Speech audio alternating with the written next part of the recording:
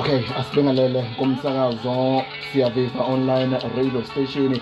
Kanti-ke igama lami nguSipho ngwakwaphoseka. Ngiyabingelela nje kuona wonke umuntu osilalele njengamanje. Sibukhoma kuona-ke umsakazo. Ake sibonge nje kwinsizwa lapha uOlwethu Shibe ubethi-ke siyabangena ekasi i-drive kuyi-show enamandla kakhulu from 3 to 6 kuze kuzoshaya lesi sikhathi. Ngalesi sikhathi-ke siyangena-ke thina nje ngey'lokotho ezinhle. Udokotela uNgonyama uyena-ke esinaye njengamanje. Njengoba wazi ukuthi-ke ingosi le sisuke sithi-ke selapha ngesintu nodokotela-ke besintu abahlukahlukene. Kodwa-ke namhlanje siza-ke ngey'lokotho ezinhle kuwena mlaleli lapho ngasekhaya ngezilokotho zikadokotela uNgonyama.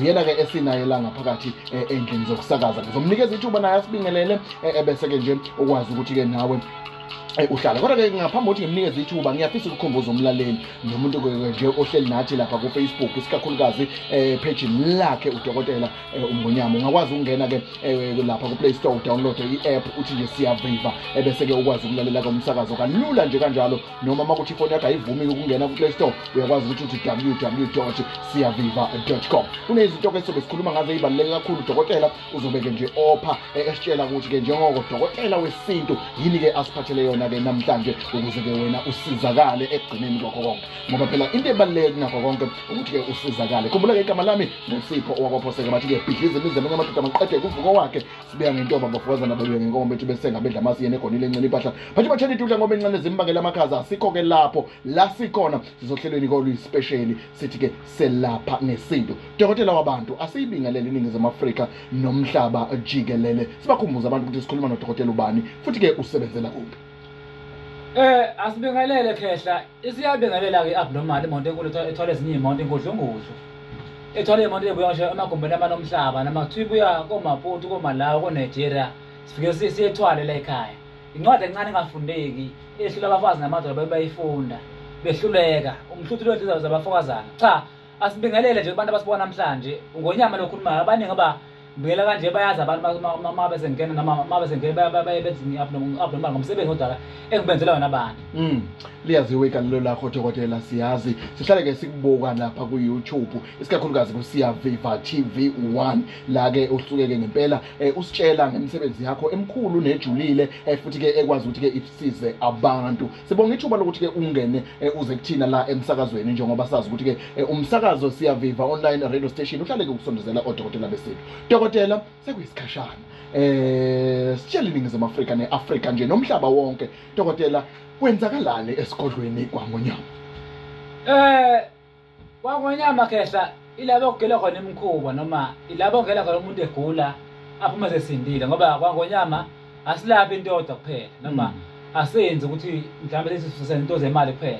Nezifo nje lezi ejwayele eziyazelapha umuntu angena ahlanye ekhanda aphuma sesizonke umuntu onelwane kuhlukahlukene, kodwa lapha Ngonyama kakhulu ukuthinta isintu ikhona esidila ngakho.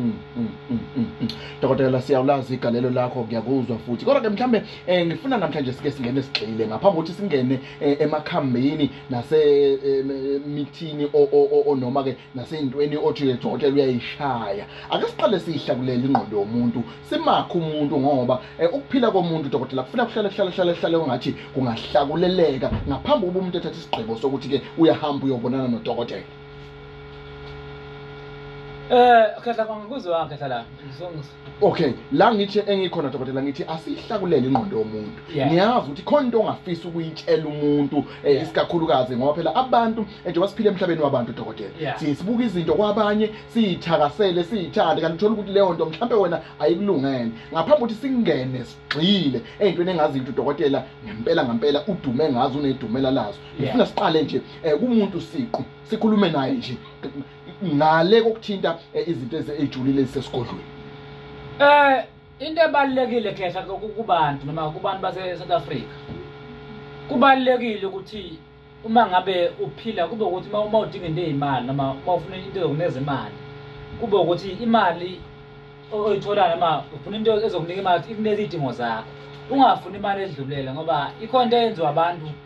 Umuntu mhlambe ufuna imali ezidlule ey'dingweni zakhe noma umuntu anganeli igcino azafuna into ezegazi. Abaningi abantu khehla uthola umuntu ethi ngihambile ngibuya koMozambique ngibuya kodwa manje akulungi, noma omunye abuye nento ezomxaka aphinde aze kuthina azokhala ngoba into abamele bezazi abantu abenza isikhathi esiningi bona abanazi bazo abakutshela iqiniso kubalekile uma ulanda into ke muze ufuna into esheshana noma ufuna into ezokunika imali ezonelisa wena nedingo zakho ungafuni imali edlulile isikhathi esiningi abantu baze bangena ezintweni enzima ngoba umuntu ufuna imali ezidlulele. Ngiyakuzwa dokotela, ngiyakuzwa mina. Khumbula ke mlaleli ungasithola ku www.siyaviva.com. Qhubeka nje uhlale ake sikunyamathe kancane nje ungasuki kubona ke umsakazo futhi ke ulungisa ipeni nephepha uphinde futhi ke ungene lapha ku Facebook isikakhulukazi ke ku page lakho dokotela ungonyama sikhona bukhoma kanjalo na ku MC Pholobasi ungakwazi ukuthi ke usibheke bese ke ulandela umsakazo Siyaviva online radio station.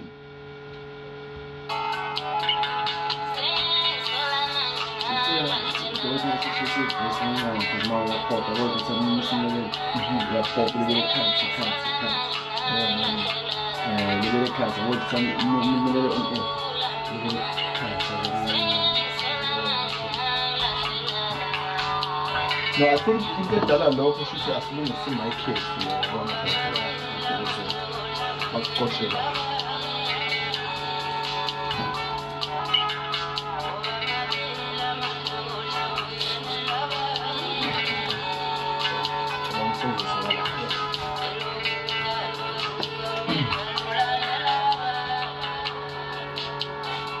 Okay, besalungisa nje izinto ezincanyana ezitechnically isikakhulukazi ngoba phela ke sifuna ukuthi ke inkulumo yethu nodokotela ifinyelele kahle ke kuwena lapho umlaleli ngasekhaya. Uzokhumbula ke uyakwazi ukungena lapha ku Play Store udownload i-app yethu. Ubhala nje ukuthi Siyaviva bese ke ukwazi ukuthi ke usithole kamnandi kanjalo. Uma kuthi ifoni yakho ayikuvumeli ungena ku Play Store uyakwazi ukuthi ke uthi www.siyaviva.com. Sibukhoma njengamanje njoba nje imizuzu ithi ke 11 minutes after 6 kuona ke umsakazo Siyaviva online radio station. Kanti insuku namhlanje umhla ka17 ku August ku 2021. Sisehloleni ke la sithi ke selapha ngesintu nodokotela Ubungonyama. Uyena ke esinaye la ngaphakathi endlini zokusakaza. Dokotela ubusakhuluma indaba enkulu, indaba yokujula ethinta umuntu uma ngabe efuna ukuthuthuka isikakhulukazi ngento ezithinta imali noma nje into ezithinta ke ukukhululeka kwenhlanhla yakhe siye phambili. Ukubalulile ke dokotela ukuthi kunezinto abantu ofanele bayiqaphele futhi ke bayiqikelele ngoba indaba yemali dokotela ayingokuthi obani banayo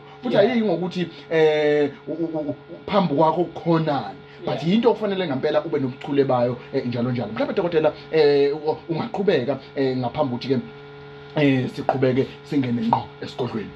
Njengoba ke mhlawumbe sisakhuluma nje kubalekile ukuthi uthole lento noma imali ezokunelisa ngoba ukhona umunye umuntu oyayezwe abantu bekhuluma abantu bezenda ayasukuma uyifuna kanti okubalekile ukuthi ufuna wazi uma ulanda into nento inomthetho wayo. Ngibona nje example ikhona ekhulunywa ngabantu bekhuluma ngesandawane. Mhlawumbe wena usuma ungazi ungayimelaphi uyosilanda la usilanda lesiphila. Ngesikhathi ubuyana lesiphila esandawane siyingozi kumuntu noma wena ndoda uma usilandile unkosazi wakho mengena esikhathini ufuna usibikele ukuthi umama esikhathini manje. Ngoba ungasitshelanga uzongena esikhathini engabe sasitolo engabe sama empilweni yakhe. Ngoba wena ulande into eqhama igazi noma ephila ngegazi. Ngesikhathi ngene esikhathini ungayitshelanga angekaphinda ulanda into ongayazi imithetho yakho ukuthi yenziwa kanjani. Uyezwela ke mlaleli ukuthi ke kunobungozi ukuthi ke uthatha into ungafundisekanga noma ungelulekanga ngayo. Ngakho ke qikelela ukuthi nanoma ngabe yini oyifaka kuyona but uyayifu. Ngiyangithanda ke dokotela mangabe sizoyibuyisa nje ngokwasemhlabeni ubone la etolo mangabe uthenga mhlawumbe iketela ngiyalinganisa. Kuye kube nepheshana lapha eliguidayo ukuthi leli ketela lisebenza kanjani. Ukubenzela ukuthi ungayitholi usulibala kodwa sikho ke lapho la sikhona sila ekuthenini ke dokotela ngiyawathanda amava oza nawo ngoba lokho kungitshela ukuthi awugcini nje ngokukhathalela ukuthi umuntu umsizile kuphela kodwa uyaqikelela nokuthi isimo sempilo yakhe siphepha kangakanani. Kakhulu kahle kubalekile. Okay, kumbula ningezwe Africa sihleli ke nodokotela Ubungonyama uyena ke esinaye la ngaphakathi endlini zokusakaza esiyazi ke dokotela sibakhumbuza abantu kambe udokotela usebenzela kuphi isigodlo sikuphi dokotela? Isigodlo khehla silapha eGymnastic eDelmo Park. Ilapho ngithola khona nje mawufika eGymnastic ufuna ungonyama ongonyama bandile ke khehla uyofika uthole mina lapha eGymnastic lapho ngisebenzela khona. Asingene ngaphakathi esigodlweni dokotela siyamehlola yini umuntu udokotela kubaleka kangakanani ukuhlola umuntu ngaphambi kokuba aqale nje afune akufunayo noma eze ngalokho eze ngakho? Ukuhlola khehla siyamhlola umuntu futhi ukuhlola kubalekile ngoba iyona into ekuthatha ikubeke ukuthi lo muntu yini emhluphayo. Okwesibili masabe kuhloleni kubalekile ukuthi mawuhlola bese uyalungisa. Hayi makhehla ngizwa yini. Ngiyakuzwa dokotela. Mina ngongonyama ngiyahlola kodwa ukuhlola akusinto engifaka ekhanda kakhulu ngoba into ebalekile ukuthi kulungiswe. Kulungile. Ukhona umuntu mefika kubantu noma efika kumuntu athi mina ngahlola ukuthi abantu bangasalungisa la muntu uyahlola kodwa basemele akulungiseka akulunganga. Kanti khona abantu abafuna bayazi kuyenzeka umuntu ahlole kakhulu khehla kodwa umuthi angakhona asiza abantu kodwa ukuhlola kuyinto yakhe. Manje kubaleka ukuhlola khona yebo kubalekile kodwa isikhathi esiningi ufuna ukuthi uma uhlola bese ukuthi uyalungisa.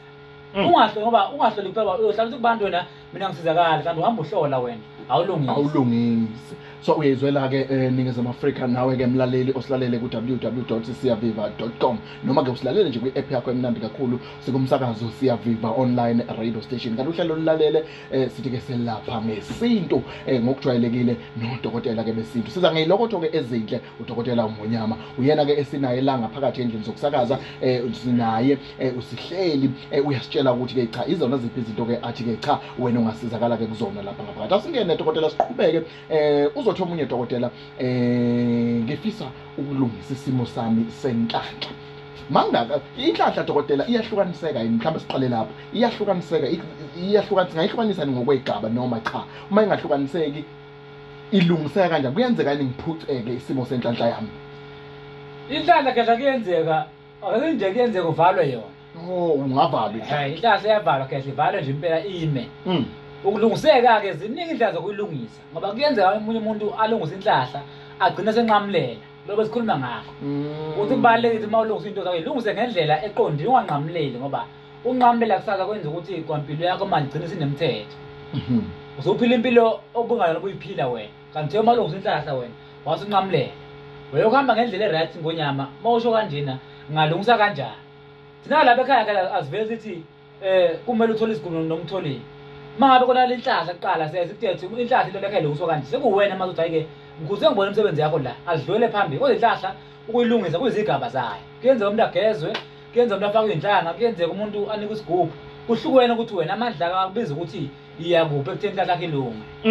Ngiyabona ukuthi bakhona abantu abasilalele nabasibhekile isikakhulukazi lapha ku Facebook kadokotela uMonyama bahleli nathi. Ngiyanxusa ukuthi ke ungakwazi ukusifonela mangabe kukhona nawe ofisa ukukubuza nje ngqo ithuba ke lelinqa ezivele ngani zakwethu ake nimpheke nani dokotela nangu ukhona ngaphakathi endlini zokusakaza mhlawumbe khona into ofuna ukuyibuza inombolo yithi 0715284704 0715284704 inombolo yomsakazo ke leyo njalo njalo ungabuza nanoma ngabe yini ofisa ukuyibuza wena dokotela.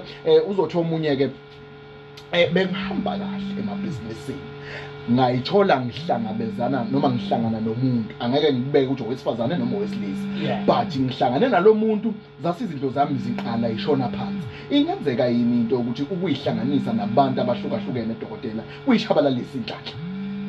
Kuyenzeka ke laba ngoba ngesikhathi uhamba uhlangahlanganisa uthinta abantu kuyenzeka uthinta omunye umuntu kanti into yokuphilelana ama idlo ziphila kuwena alimthandanga leya muntu bese yavaleka into zakho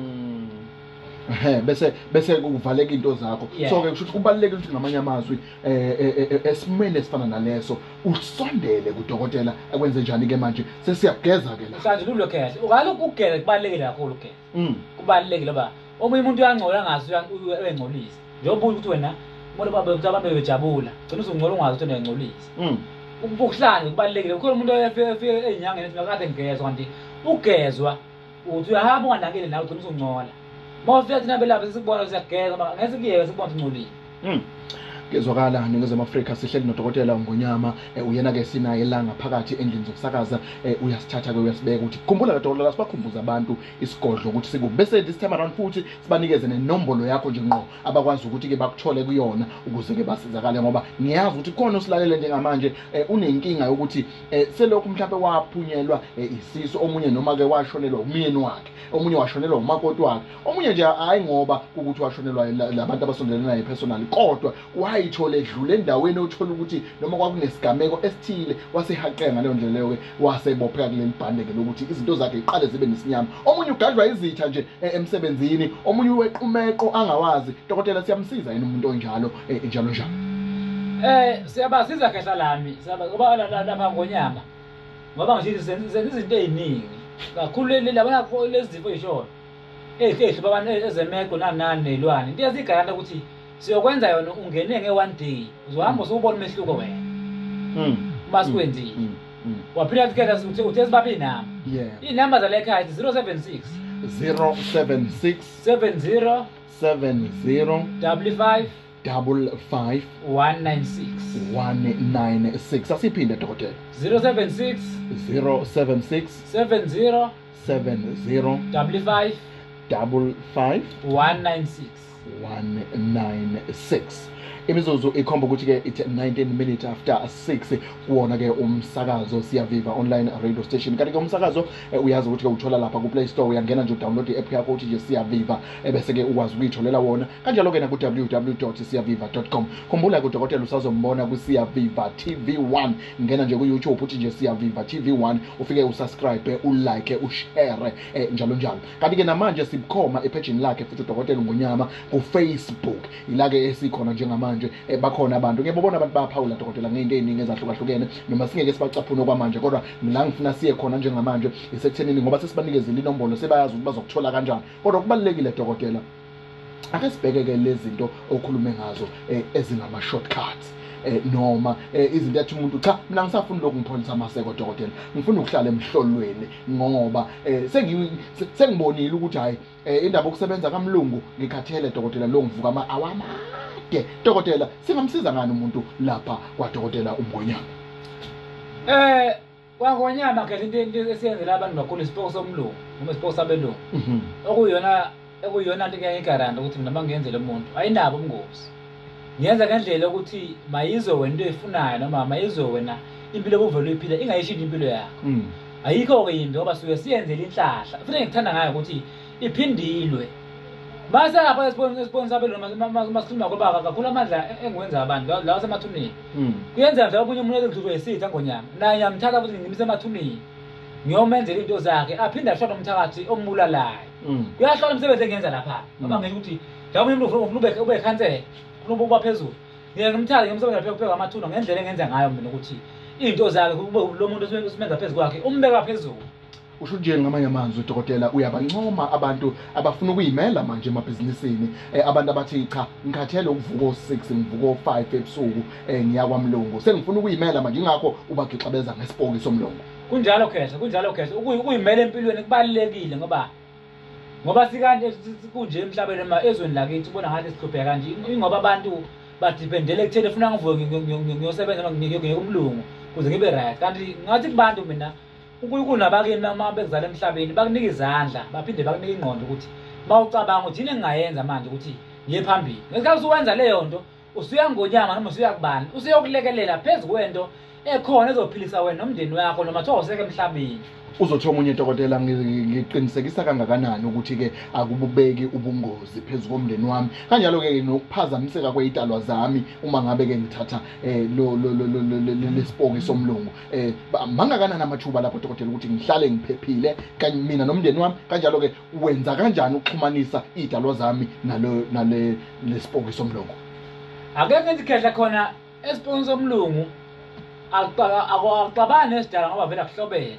okokuqala lokho okwesibili mawukhuluma naso awukhulumi naso endaweni yempepho awukhulumi naso emsamo kuhlukana lapho ke khehla so lama ukhuluma naso ukhuluma lapho endlini yokulala egomeni lakho lokulala impepho yakini uyiphatha lapho niphahla khona ke akuxabani ke khehla akuxabani usho ukuthi asikho isidingo futhi uzuke uyokuhlanganisa noma uyobika lapha emsamo wakini awubiki wena ukwazi ukuthi nje uthathe nje lespoki kudokotela sikwazi ukuthi sikusebenzele kunjalo ke kezwakala dokotela noma ke kuzwakala ke kushaqisa kodwa ke phela uma ngabe ke ufisa wena ukuthi ke impilo yakho uyayibona ukuthi ufuna ukuthi ke iguquke sondela kudokotela ngonyama akwazi ukuthi ke akwelekelele njalo njalo dokotela mhlawumbe uzothi omunye ke dokotela izinto ke ezingamakhambe esintu isikakhulukazi ziyakhona ukusizakala ngazo lapha kwadokotela uMgonyama amakhambe esintu khehla uNgonyama kahlala masikhuluma iqiniso indoda vele wazi yomuthi ake ngikhulume indoda noma ikhulele kuona umuthi okuyindoda ethe mayikhula vele yakhulela umuthi wenziwa phambi kwayo ongamakhambe noma kuwumuthi okuyinto vele ngeke ngithi umuntu uyasizakala uhlukahlukene amathuwa unamalumbo uhluka isilwane futhi isilwane ke ngithemba ngelanga lelo ngoba ngikhuluma ngoba nginofakazi yiko ngithe mangene lapha ngathi ngingudlungudlu abnormal ongamagama enganikwa abantu ngemsebenzi engibenzele yona baningi abantu sisilwane amalumbu hlukahlukene abantu abagula ekhanda lokho imisebenzi kanjalo imisebenzi esiyenzayo ngonyama ngihlukahlukana kwabo kuya ukuthi wena ba umuntu ususezazi ukuthi yena mina ngikulaphi angeke ngithi mina woza ngonyama ulana na umuntu wenhlahla ungawudingi wena uzazi ukuthi wena mina ngidingana empilweni ukuze ngiye phambili kunjalo isikhathi sikhomba ukuthi ke silapha emizuzwini nje engaphansi kwe-24 libumbene ihora lesithupha kuntambama kanti ke uhlelo lulalele sithi ke silapha ngesintu nodokotela uMngonyama uyena ke sinaye la ngaphakathi lenzokusakaza khumbula ke dokotela sibakhumbuze inombolo yakho ukuze abantu baqale bakufonele bangabe befisa ukusizakala ngalezi zinto othi ke zikhona lapha asiphinde inombolo inamba kaNgonyama is 076 70 55 196. Alright.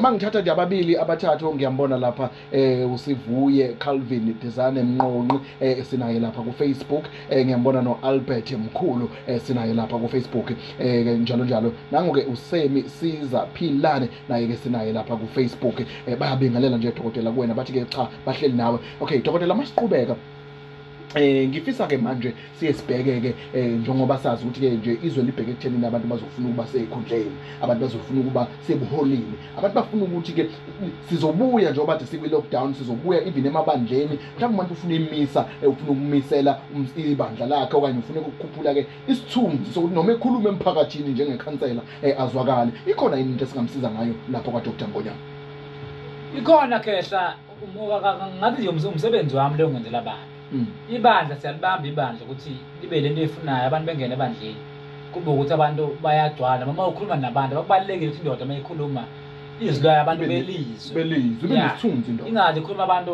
bayiphendula abantu engisho ukuthi ke kule mithi enjalo singayiningi ingane zesikole sinika umuntu vele osezingeni lokuthi angayithola lento ngoba lento yesithunzi ayidingi umuntu osadlala ngoba igcino uyosala noma kwazi intombi lezo uma useyijonga ufuna ukuthi ugana noma ufuna ukuthi uthanda kwana gcine sezikusaba ngoba lento kuba ukuthi ijwayele lo muntu kuphela ophila naye abayijwayele bonke abantu bathi kwento yesithunzi uthola abaningi ukuthi umuntu uyasabeka kuba yilo ophila naye uzokujwayela yiko ngithi ke ayifuni ingane ezincane esadlala ngoba ugcina ingane ingajabuli kahle ibalekela abantu kanti ithatha isencane safika isikhathi kuyezwakala dokotela singazoyigoqa ke inkulumo yethu kungekudala kodwa ngaphambi kokuthi siye lapho ekuthenini ke siyigoqe dokotela ngiyafisa simbekelo uthi ke cha ekhaya bekunemfudumalo kumnandi njalo njalo kodwa hayi ayisangeni inkonzo ubaba uyavila vilapha okanye umama hayi mani ubaba khona angayizwa kahle dokotela simlekelela kanjani umuntu onjalo khela sesiqale kube ukuthi ngaphakathi naye ufuna simkline ngoba kuyenze komunye umuntu mhlawumbe imizwa kuyena ingasebenzi kanti mhlawumbe wangena kumuntu wegangeni noma ecushiwe noma esebenza imithizeni manje sekwenza ukuthi ke manje lento mayengena kuyena iyakhela ibe njengamalumbu bakumele ngabe indoda yanyakaza inganyakaza benyakaze mangabe umama ingasiboni isidlo ngekhathi yesidlo indoda ilale phansi indlela esetshenzwe ngayo ukuthi mangabe iqala sekumele isebenze bese iyela lapha umuntu onjalo kuyaba ukuthi siyamklina simnika imithi yamalumbu simgcabe okhalweni ukuthi lento yakhe iphinde ibuyele angahlathi uyabooster kube ukuthi imizwa yakhe ibuyela ngendlela akayazi iyona ngoba maze wenziwe kanjalo even noma kuthiwa uboostile kasi nyakwenzeki lutho ngoba usugangiwe okay mangabe ke uyithola ke unenkinga isikakhulukazi makuza ke kwezocansi noma ke nje mhlawumbe kubudlelwane bakho nomuntu obamsene naye uthi dokotela sondela kuye akukline akunikeze ke into ezokwazi ukuthi ke cha uthandeke phela futhi ke ukhuthale ube namandla njalo njalo kanti ngaphambi kwalokho ukubalile futhi udokotela ukuthi cha umuntu uyobona ukuthi hayi impilo yakho ayigculisi kulesi sigaba okusona mhlawumbe uyasebenza kanjalo usebenza kodwa usufuna ukuyidlondlobalela manje uyimele sondela uthola isipoko somlungu siyatholakala lapho kwaDokotela uMngonyama njalo njalo kanti ke nje nenhlanhla ukubalile ukuthi ke cha uyakwazi ukuthi ke akuvuselele noma akuvule inhlanhla yakho ke mangabe ke iyayivaliwe indlela thiza ke siyazi ukuthi ke siphile emhlabeni dokotela wabantu abanemidlinzo engafani ngabantu abantu ke baye bakufisele lokho nalokho wena ungazi dokotela bakubekela ugoga ngendlela bakubekela ngakho siyawucupha yini umuzi kwaDokotela uMngonyama siyawucupha umuzi khehla Ngonyama kakhulu umsebenzi esiwenzayo futhi naloyo ngekasi ucupha ke ngoba ngeke ngithi kubalekile ukuthi mina uma ngabe ngusiza kuba uthi into zami kuba wena okhulumayo ukuthi ngeke ngicophe umuzi ufuna kwenza kanjani ngoba ngiyakuzonda ikusasa mase buye usawufa isihlobo uzokhala mina ngonyama uzobela umfweni noma uzobela umama ngoba uma ngicopha mina mase kukhulume mina angingalo uzwela ngoba vele umsebenzi wami ukuthi ngisiza abantu manje ngesikhathi kubalekile ukuthi ke kuba wena okhulumayo ukuthi ufuna ngenze kanjani khona kusasa ungabuyi ukhala kimi siyawucupha umuzi kehla kodwa kumele wazi ukucupha umuzi nesidumbu siyaphuma. Dokotela uthi ngalanda into nginethemba ukuthi izongenzela something iyangixaka manje ayenzi lutho kwasanto senze njani dokotela siyamsiza yini onjalo? Siyamsiza umuntu onjalo kodwa ke umuntu ufuna nazo ukuthi mawalanda into engenzi lutho azikwazi ukulungisa unothi kufuna siqale phansi mayengenzi lutho nje ulungisa unothi mhlawumbe ufakela inhlabathi umfala ama-T-bags akwenzi lutho lokho so kubalulekile ukuthi ke ngiqale mina into engizoyethemba ngale kungathi ukulungisa phezu kwenkinga. Hey yezwakala dokotela wathinta indaba enkulu. Khumbula ke mlaleli semsakazweni siyaviva online radio station kanti ke lo omzwayo bathi ke bhidliza imizi abanye amadoda amaqede kuvuko wakhe kodwa ke nje ngale kwalokho singayilokotho ezinhle udokotela Ubungonyama nje sihleli naye la ngaphakathi endlini zokusakaza. Dokotela asibaphinde inombolo bese ke nje sibakhumbuza ukuthi isigodlo sikuphi bese sisona. Inombolo 076 70 55 196. Isigodlo seJimeston Khehla la. Yeah. Lapho sikhona eDelmo Park. Bese ukuthi ngiphinde ngibe sekhaya futhi noma ngiphinde ngibe seMtuba. Lapho phinde ngoba ngithwala endaweni eziwu3 kuphela abantu funa basi. Kusegoli, kuseMtuba, kube seEastern Cape. Nakhona lapha kuba kulezo ndawo ekuzokuba indawo zokuthi nginesigodlo noma nginendawo yokusebenzela khona. Angiveli nje ngofikele ema-restaurant noma estradini kuthi uNgonyama ekhiphe imithi. Ngiba nalezo ndawo lezo zokusebenza ongithola kuzona. Okay, dokotela siyabonga kakhulu ukuthi uyathatha isikhathi sakho wadela konke ubungabe uyakwenza. Siyazi indoda ke ematatasa lokho sikulinde ngo6 ekseni kodwa ngomthamo nongokubambeka komsebenzi wakho ngoba abantu ke siyazi ukuthi ke cha bathakasela abantu abakhumbula ukuthi bazobeke behleli nawe lapha kusiyaviva TV1 ila ke njengamanje udokotela ezobeke ekhuluma nesizwe noma nabantu khona ke just ukwenaba kabanzi ngale misebenzi ejulile ke athi ke uyayenza udokotela lathi nemsakazweni cha besithi nje asikukhumbuza ukuthi udokotela yizona ziphi izinto ke athi ke cha angakulekelela ngazo angakusiza ngazo ngalesi sikhathi. Khumbula ke udokotela uthe uyatholakala enombolweni 076 70 55 196. Dokotela elakho lokugcina. Kahle abnormal siphuma nje.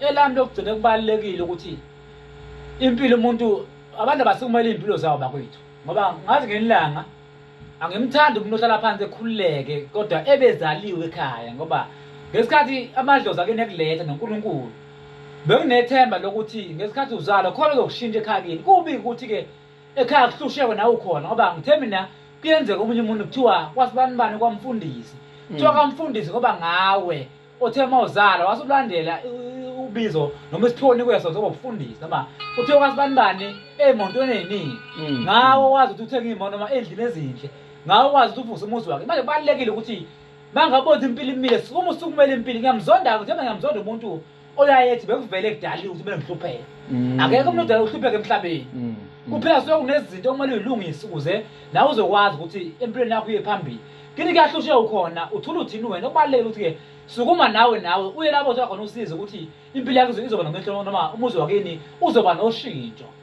Kunjalo siyabonga kakhulu udokotela Ubungonyama uyena ke besinaye la endlini zokusakaza kuhlelo selapha ngesintu okuhlelo koluspecial koluza kuwena lokotho wezinhle udokotela Ubungonyama. Injalo ke indaba qhubeka wena uhlale ukhumbuleke umthole noma ke ubuze okungale kwalokho ukuthi sikubuzele khona enombolweni 076 70 55 196.